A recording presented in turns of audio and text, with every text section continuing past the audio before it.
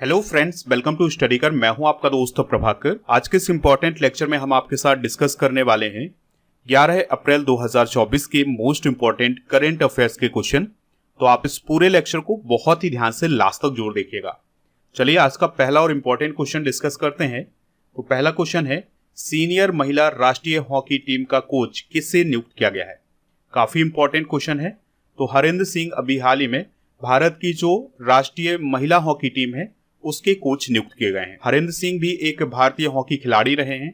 उन्हें 2012 में द्रोणाचार्य पुरस्कार से भी सम्मानित किया गया है।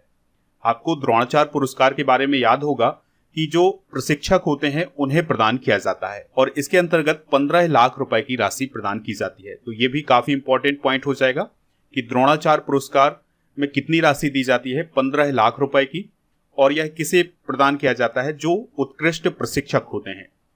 2017 का जो एशिया कप आयोजित हुआ था हॉकी का, उसमें सीनियर राष्ट्रीय महिला हॉकी टीम के कोच कौन थे? हरेंद्र सिंह। दोस्तों, हरेंद्र सिंह ने अमेरिका की जो राष्ट्रीय पुरुष हॉकी टीम है उसके कोच के रूप में भी काम किया हुआ है। हरेंद्र सिंह से पहले सीनियर महिला राष्ट्रीय हॉकी टीम की कोच कौन थी? तो वो थी हॉलैंड की जेनिके शॉपमैन। देखिए, यहाँ पर बात आई है हॉकी की, तो हॉकी को रेगुलेट करने वाली संस्था कौन है इंडिया में?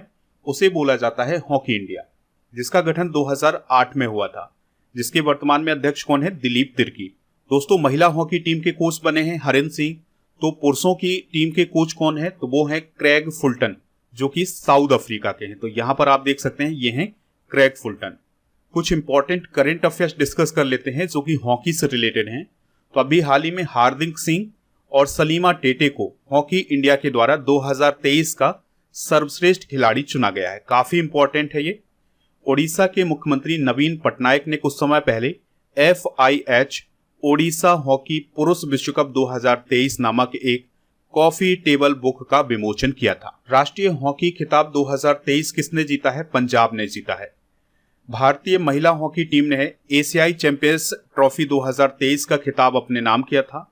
सुल्तान जोहोर कप, जो कि हॉकी से रिलेटेड है, 2023 में भारतीय हॉकी टीम ने इसमें ब्रॉन्ज मेडल हासिल किया था। सुल्तान जोहोर कप 2023 का विजेता कौन रहा है? जर्मनी। भारतीय पुरुष हॉकी टीम ने एशियन गेम्स 2023 में कौन सा मेडल जीता था? गोल्ड मेडल जीता था। दोस्तों, हॉकी से रिलेटेड भारत में एक महत्वपूर्ण स्टेडियम है जिसे बिरसा मुंडा हॉकी स्टेडियम बोला जाता है। तो यह किस राज्य में है? तो ये ओडिशा राज्य में है और इसकी कैपेसिटी कितनी है? 20,011 है की। आप इस पूरे लेक्चर को बहुत ही ध्यान से लास्ट तक देखिएगा। लास्ट में आपसे क्वेश्चन पूछा जाएगा जिसका आंसर कमेंट बॉक्स में देना है। अगर आप चैनल पर पहली बार आए हैं तो सब्सक्राइब कर लें, बेल आइकन भी दबा लें, जिससे आपको समय पर और सबसे पहले नोटिफिकेशन मिल सकेगा। आप हमारा व्हाट्सएप चैनल भी ज्वाइन कर सकते हैं, उसका लिंक डिस्क्रिप्शन में दिया गया है। टेलीग्राम चैनल भी ज्वाइन कर लीजिएगा। टेलीग्राम चैनल ज्वाइन करने के लिए आपको टेलीग्राम पर जाना है, स्टडी कर ऑफिशियल सर्च करना है, तो वहां पर आपको हमारा चैनल मिल जाएगा। उससे ऐड हो जाना है तो आपको PDF वगैरह मिल जाएगा। ऐप को भी डाउनलोड कर सकते हैं, ऐप का लिंक आपको डिस्क्रिप्शन बॉक्स में मिल जाएगा। ऐप पर paid course, e book, test series, PDF, daily quiz, ये सभी मिल जाएगा। मंथली करंट अफेयर्स और ईयरली करंट अफेयर्स की ई बुक भी आपको ऐप पर ही मिल जाएगी। इसके अलावा अभी जियोग्राफी की ई बुक लॉन्च की गई है ऐप पर, तो उसको आप प्राप्त कर लीजिएगा। और साइंस की भी ई बुक आपको ऐप पर ही मिल जाएगी। चलिए बढ़ते हैं नेक्स्ट क्वेश्चन की तरफ। तो नेक्स्ट क्वेश्चन आपसे पूछ रहा है, प्रसिद्ध वैज्ञानिक पीटर हिग्स का निधन हुआ है, ये किस शोध कार्य से जुड़े थे? आंसर हो जाएगा गॉड पार्टिकल की खोज से। तो गॉड पार्टिकल की खोज करने वाले पीटर हिग्स का अभी हाल ही में निधन हो गया है। आपको याद रखना है कि गॉड पार्टिकल को हिग्स बोसोन पार्टिकल भी बोलते हैं।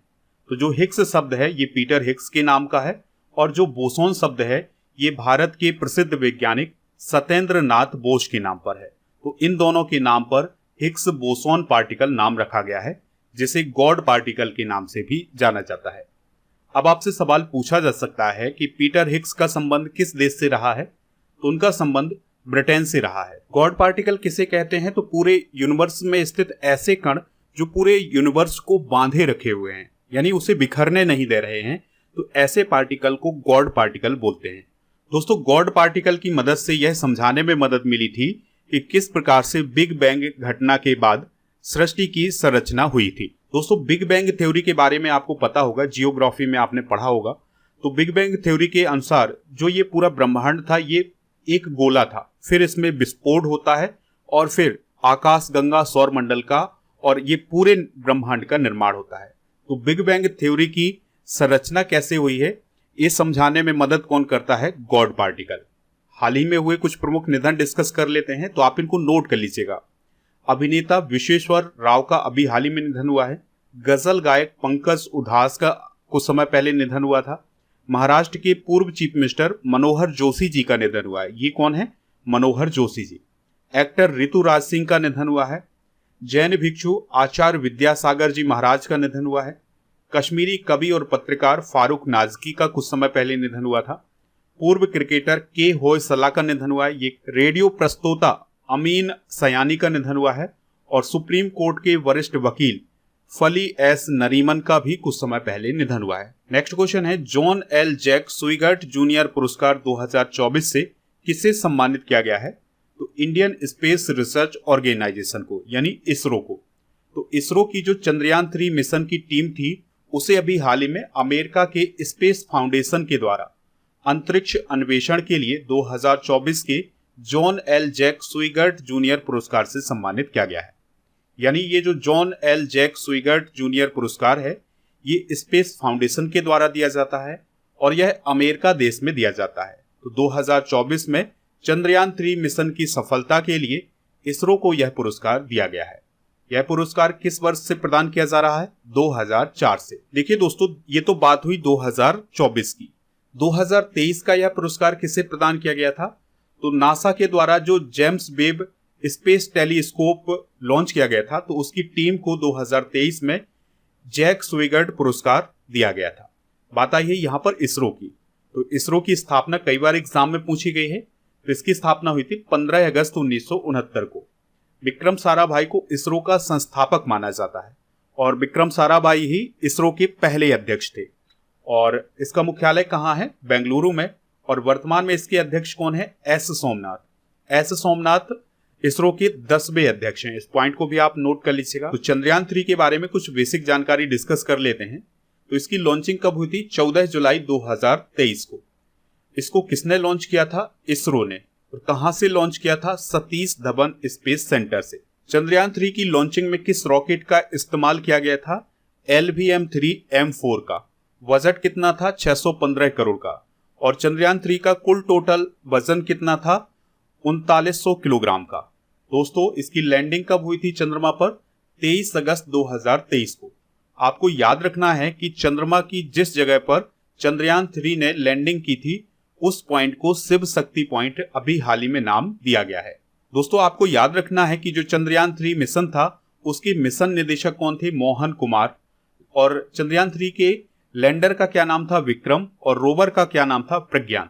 तो ये काफी इंपॉर्टेंट जानकारी है, इसे आप नोट कर लेंगे तो आपके एग्जाम में यहां से क्वेश्चन बन जाएगा। अगला क्वेश्चन आपसे पूछा जा रहा है, WHO के अनुसार 2022 में हेपेटाइटिस संक्रमण से भारत में कितने लोगों की मृत्यु हुई है? काफी महत्वपूर्ण क्वेश्चन है। रिपोर्ट से रिलेटेड क्वेश्चन एग्जाम में पूछ लिए जाते हैं।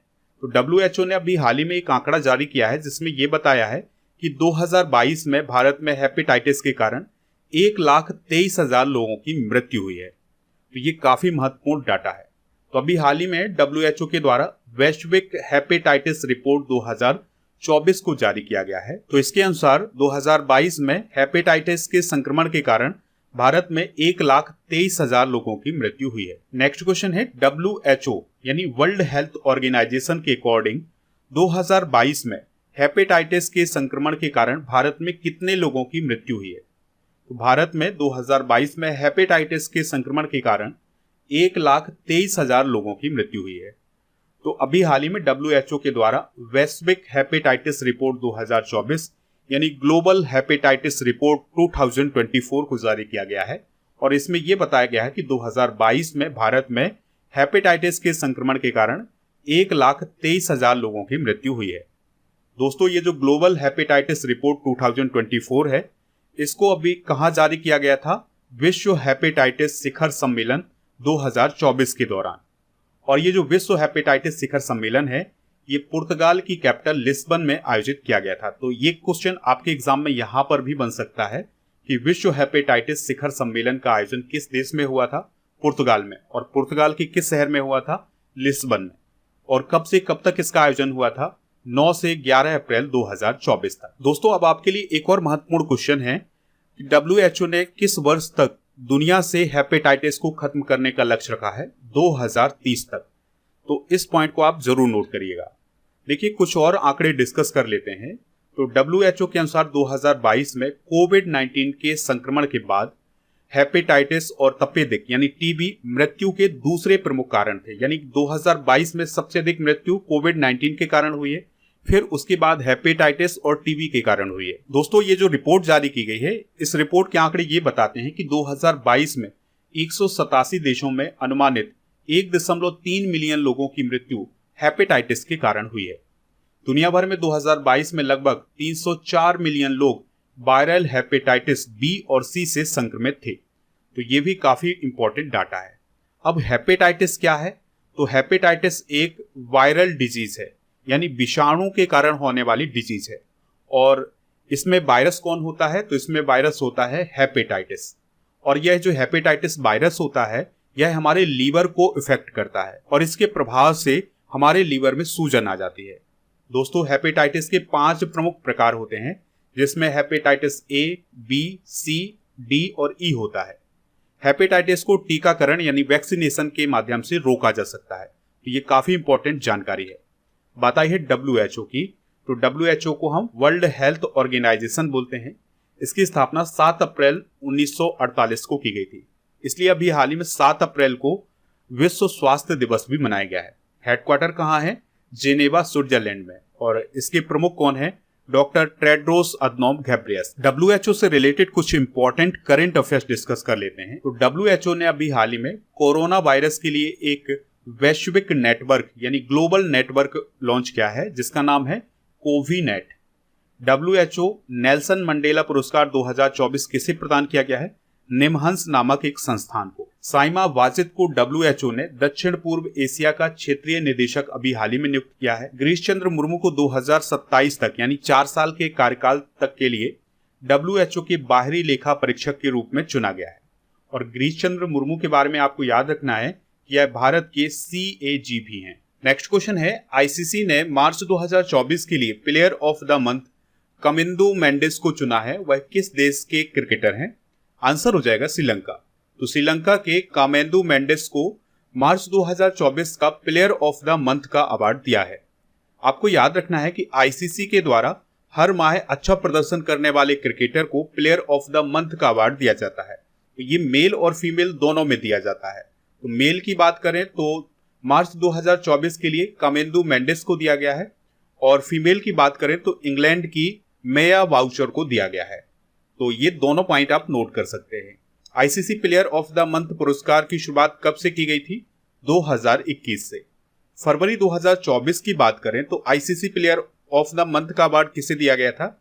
भारत के यशस्वी जायसवाल को। चलिए दोस्तों स्पोर्ट्स से रिलेटेड कुछ इंपॉर्टेंट करंट अफेयर्स डिस्कस कर लेते हैं। तो भारतीय अमेरिकी गोल्फर हैं अक्षय भाटिया। तो उन्होंने बालेरो टेक्सास ओपन को अभी हाल ही में जीता है। सुमित नागल ने मोंटे कार्लो मास्टर्स में मुख्य ड्रॉ का खिताब अभी हाल ही में जीता है। रेड बुल के मैक्स वेरस्टेपेन ने जापानी ग्रैंड प्रिक्स का खिताब अभी हाल ही में अपने नाम किया है। Bilkis Mir Paris Olympic jury में शामिल होने वाली पहली भारतीय महिला बनी। बिंदिया रानी देवी ने IWF विश्व कप 2024 में ब्रॉन्ज मेडल हासिल किया है। यहाँ पर आप बिंदिया रानी को देख सकते हैं। अर्जुन एरिगैसी भारत के नंबर 1 शतरंज खिलाड़ी बने हैं। तो ये हैं स्पोर्ट्स से related current affairs. Next question आपसे पूछा जा रहा है, वैश्विक हवाई अड्डा संचालन के प्रमुख के रूप में किसे नियुक्त किया गया है? तो अभी हाल ही में जयराम सनमुगम को वैश्विक हवाई अड्डा संचालन के प्रमुख के रूप में चुना गया है। तो एयर इंडिया ने जयराम सनमुगम को वैश्विक हवाई अड्डा संचालन प्रमुख के रूप में नियुक्त करने की घोषणा की है।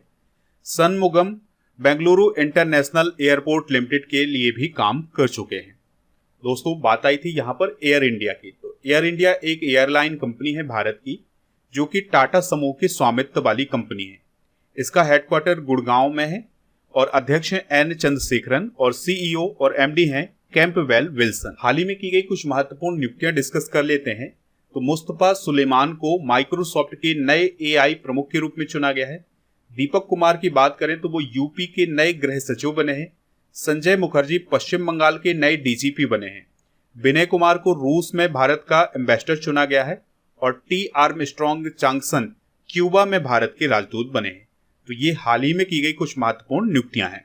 नेक्स्ट क्वेश्चन है, Indo Pacific economic framework for prosperity यानी IPEF के स्वच्छ अर्थव्यवस्था निवेशक फोरम का आयोजन किस देश में किया जाएगा? तो इसका आयोजन सिंगापुर में किया जाएगा। तो Indo Pacific economic framework for prosperity के द्वारा स्वच्छ अर्थव्यवस्था निवेशक फोरम का आयोजन सिंगापुर में किया जाएगा। दोस्तों, Indo Pacific economic framework for prosperity को मई 2022 में लॉन्च किया गया था। तो यह कुछ देशों का समूह है, यानी लगभग इसमें 14 देश शामिल हैं। तो इनका उद्देश्य है हिंद प्रशांत क्षेत्र में आर्थिक साझेदारी को मजबूत करना। दोस्तों, IPEF में कौन कौन से देश शामिल हैं? तो इसमें Australia, Brunei, Fiji, Bharat, Indonesia, Japan और Korea, Malaysia, New Zealand, Philippines, Singapore, Thailand, America और वियतनाम। तो इन देशों के द्वारा IPEF को बनाया गया है। बात आई है यहाँ पर एक सम्मेलन की, तो कुछ प्रमुख सम्मेलन डिस्कस कर लेते हैं। तो परिवर्तन चिंतन सम्मेलन 2024 का आयोजन नई दिल्ली में किया गया है। लोकतंत्र के लिए तीसरा शिखर सम्मेलन साउथ कोरिया की राजधानी सियोल में आयोजित किया गया है। स्टार्टअप महाकुंभ 2024 का आयोजन नई दिल्ली में किया गया है। भारत स्टीम बॉयलर एक्सपो 2024 का आयोजन गुवाहाटी, असम में किया गया है। भारत टेक्स 2024 का आयोजन नई दिल्ली में किया गया है। इसके अलावा एंटी डोपिंग सम्मेलन 2024 का आयोजन नई दिल्ली में किया गया है। और आतंकवाद से निपटने पर पहली बार EU यानी कि यूरोपीय यूनियन और भारत गोलमेज सम्मेलन 2024 का आयोजन नई दिल्ली में किया गया है। 7वां हिंद महासागर सम्मेलन 2024 कहाँ हुआ है? पर्थ, ऑस्ट्रेलिया में। और स्टॉप टीबी पार्टनरशिप मीटिंग 2024 का आयोजन कहां पर किया गया है? ब्राजील में। नेक्स्ट क्वेश्चन है, अफ्रीका की लंबाई तक दौड़ने वाले पहले व्यक्ति कौन बने हैं? काफी इंपॉर्टेंट क्वेश्चन है। तो ये क्वेश्चन आपसे डायरेक्ट पूछा जा सकता है कि अफ्रीका की लंबाई तक दौड़ने वाले पहले व्यक्ति कौन है? तो उनका नाम है हार्डेस्ट गीजर। तो दोस्तों, अफ्रीका की लंबाई तक दौड़ने का मतलब ये है कि जो हार्डेस्ट गीजर हैं उन्होंने अफ्रीका कॉन्टिनेंट के सबसे दक्षिणतम बिंदु से लेकर के सबसे उत्तरी बिंदु तक दौड़ पूरी की है। तो यहाँ पर आप हार्डेस्ट गीजर को देख सकते हैं। इनका असली नाम है रस कुक और यह ब्रिटेन के नागरिक हैं। दोस्तों, इस यात्रा को पूरा करने में उन्होंने 352 दिन का समय लिया है और उन्होंने अफ्रीका के सबसे दक्षिणतम बिंदु दक्षिण अफ्रीकी गांव एल अगुल हास से अपनी यात्रा शुरू की थी और फिर वो उत्तरी पॉइंट तक पहुंचे हैं। दोस्तों, इस दौड़ के दौरान उन्होंने चैरिटी के लिए 5 लाख पाउंड से अधिक राशि भी जुटाई हुई है। नेक्स्ट क्वेश्चन है, शक्ति संगीत और नृत्य का उत्सव का आयोजन किसके द्वारा किया जा रहा है? तो इसका आयोजन संगीत नाटक अकादमी के द्वारा किया जा रहा है। तो दोस्तों, यह उत्सव 9 से 17 अप्रैल तक आयोजित किया जा रहा है भारत के 7 अलग अलग शक्तिपीठों पर। और संगीत नाटक अकादमी के द्वारा ये जो शक्ति उत्सव आयोजित किया जा रहा है, इसका उद्देश्य है देश में मंदिर परंपराओं को पुनर्जीवित करना। इसकी शुरुआत 9 अप्रैल को गुवाहाटी के कामाख्या मंदिर से हुई है। संगीत नाटक अकादमी की बात करें तो यह भारत की संगीत एवं नाटक की राष्ट्रीय स्तर की सबसे बड़ी एकेडमी है। हेडक्वार्टर नई दिल्ली में है। अध्यक्ष हैं संध्या पुरेचा। नेक्स्ट क्वेश्चन है, स्विगी ने पानी पर फूड डिलीवरी सर्विस कहां से शुरू की है? आंसर हो जाएगा इसका श्रीनगर। तो श्रीनगर में अभी हाल ही में स्विगी के द्वारा फूड डिलीवरी सर्विस शुरू की गई है और यह सर्विस शुरू की गई है श्रीनगर के डल झील में। तो दोस्तों, जो श्रीनगर की डल झील है उसमें जो हाउस बोट है वहां तक खाना पहुंचाया जा सकेगा। और दोस्तों, जो डिलीवरी पार्टनर्स होंगे वो फूड डिलीवरी करने के लिए शिकारा बोट्स का इस्तेमाल करेंगे। तो आपको याद रखना है कि जो डल झील में छोटी छोटी सी नावें होती हैं उन्हें शिकारा बोट्स बोला जाता है। तो इन्हीं के माध्यम से फूड डिलीवरी की जाएगी। स्विगी की बात करें तो यह एक भारतीय ऑनलाइन फूड ऑर्डरिंग और डिलीवरी प्लेटफॉर्म है। इसकी स्थापना 2014 में की गई थी। हेडक्वार्टर इसका बेंगलुरु में है। तो ये थे आज के महत्वपूर्ण करंट अफेयर्स के क्वेश्चन। चलिए अब हम कल के करंट अफेयर्स के क्वेश्चन डिस्कस कर लेते हैं। तो भारत का पहला निजी क्षेत्र द्वारा निर्मित पृथ्वी अवलोकन उपग्रह किस कंपनी ने लॉन्च किया है? टाटा एडवांस सिस्टम लिमिटेड ने। गुड़ी पड़वा का पर्व किस राज्य में मनाया गया है? महाराष्ट्र में। 16वें वित्त आयोग के सदस्य के रूप में किसे नियुक्त किया गया है? मनोज पांडा को। भारत द्वारा अधिग्रहित किया जाने वाला दूसरा अंतरराष्ट्रीय पोर्ट कौन बना है? सितवे बंदरगाह। जिज नामक एक नई स्वर्ण समर्थित मुद्रा किस देश में शुरू की गई है? जिम्बाब्वे में। मोंटे कार्लो मास्टर्स में मुख्य ड्रा जीतने वाले पहले भारतीय टेनिस खिलाड़ी कौन बने हैं? सुमित नागल। भारतीय सेना को किस देश में निर्मित 24 Igla S man portable air defence system यानी मैन पैड्स की पहली खेप मिल गई है? रूस। विश्व होम्योपैथी दिवस कब मनाया जाता है? 10 अप्रैल को। जॉन टेनिस वुड का संबंध किस देश से है जो वर्तमान में दुनिया के सबसे बुजुर्ग व्यक्ति बन गए हैं? आंसर हो जाएगा इंग्लैंड। भारत को पीछे छोड़ते हुए रूस से सबसे अधिक क्रूड ऑयल का आयात किस देश ने किया है? चाइना ने। दोस्तों, आज के जनरल नॉलेज के पिटारे में हम विज्ञान की प्रमुख शाखाएं डिस्कस करेंगे, जैसे हिस्टोलॉजी में ऊतकों का अध्ययन किया जाता है, ऑस्टियोलॉजी में हड्डियों का अध्ययन किया जाता है, कॉस्मोलॉजी में ब्रह्मांड का अध्ययन किया जाता है, न्यूरोलॉजी में तंत्रिकाओं का अध्ययन किया जाता है, पेडोलॉजी में मिट्टी का अध्ययन किया जाता है। इसके अलावा फ्लोरिकल्चर में फूलों की कृषि की जाती है, माइक्रोबायोलॉजी में सूक्ष्म जीवों का अध्ययन किया जाता है, विटिकल्चर में अंगूर की खेती का अध्ययन किया जाता है, साइटोलॉजी में जीव कोशिका का अध्ययन किया जाता है, सेरिकल्चर में रेशम उत्पादन का अध्ययन किया जाता है। दोस्तों, कल के करंट अफेयर्स में आपसे पूछा गया था कि सुमित नागल का संबंध किस खेल से है, तो उनका संबंध टेनिस से है। तो इसका आंसर सभी लोगों ने टेनिस बताया हुआ है। दोस्तों, कल के करंट अफेयर्स में आपको करेक्शन करना होगा। आपको बता दिया गया था कि चापचर कुट फेस्टिवल मेघालय राज्य में मनाया जाता है, जबकि इसका राइट आंसर क्या है? मिजोरम। तो दोस्तों, यहां पर आप सुधार कर सकते हैं। तो आज का क्वेश्चन है जिसका आंसर कमेंट बॉक्स में देना है। हेपेटाइटिस शरीर के किस अंग को प्रभावित करता है? तो जो भी इसका राइट आंसर हो कमेंट बॉक्स में जरूर बताएं। हमें इंतजार रहेगा आपके आंसर का।